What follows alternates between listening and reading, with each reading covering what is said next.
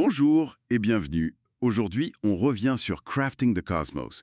C'est ce jeu de société d'Office Dog, le studio lancé par Asmodee North America, dont on a parlé dans notre récent article.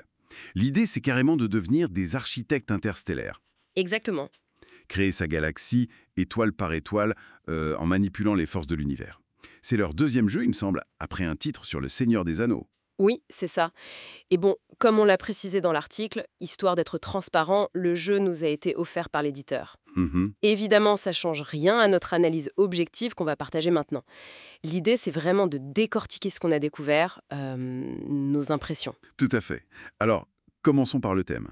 C'est cosmique, SF, mais avec une touche scientifique assez marquée. Oui. On gère l'énergie, la lumière, le temps, la gravité, la chimie, tout ça pour créer des étoiles, des nébuleuses et même la vie. L'éditeur insiste là-dessus, sur l'intégration de vrais concepts de physique, de biologie. C'est vrai. Et c'est un aspect qu'on avait trouvé vraiment original dans notre article.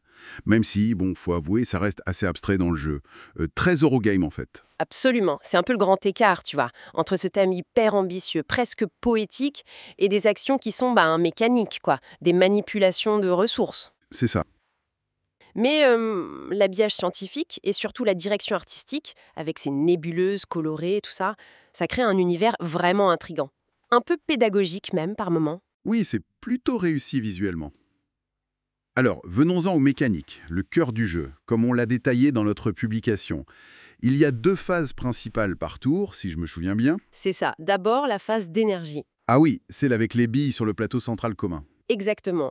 On manipule ces billes pour collecter des ressources. C'est un vrai petit casse-tête tactique. Ça fait un peu penser à Mancala ou peut-être Gizmos. Oui, un peu. Il y a cette idée que tes choix modifient directement les options des autres. Donc une interaction indirecte, mais bien réelle. D'accord. Et après cette phase d'énergie, Ensuite, c'est la phase de craft, de création. Là, on utilise les ressources qu'on a amassées pour construire sa propre galaxie sur son plateau individuel, c'est là qu'on pose les étoiles, hydrogène, hélium.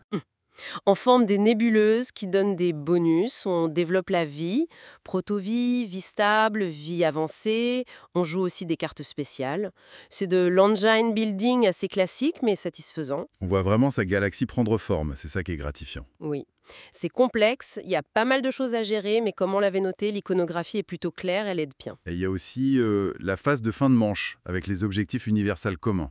Ça ajoute une course au point, non? Faut être flexible. Tout à fait. Ça met un peu de tension et ça oblige à adapter sa stratégie. Un point sur lequel on était d'accord dans l'article, c'est le matériel. Là, franchement, Ah oui, là c'est indéniable. Qualité premium. Les étoiles en plastique bicolore sont superbes. les jetons de vie aussi, bien travaillés. Couche, les tuiles nébuleuses illustrées et le centre de contrôle central qui sert aussi de rangement intégré, ça c'est très malin. Oui, visuellement, ça claque. Mais il y a un mais qu'on avait soulevé. Ben oui, le revers de la médaille, autant de composants à manipuler, ça peut devenir un peu, fiddly. Oui, un peu fastidieux, beaucoup de petites manipulations, ça peut ralentir le jeu. C'est ça. Pour l'accessibilité, on est clairement sur un jeu pour joueurs, disons intermédiaires ou experts, 14 ans et plus, c'est l'indication. Les règles sont denses. Dense, mais logique une fois qu'on est dedans. Le côté un peu chacun dans son coin à construire sa galaxie, ça peut aider les novices à aborder la complexité sans se sentir trop agressés. Mais ça peut aussi renforcer le côté multi-solo, non? Surtout à 4 joueurs. Exactement.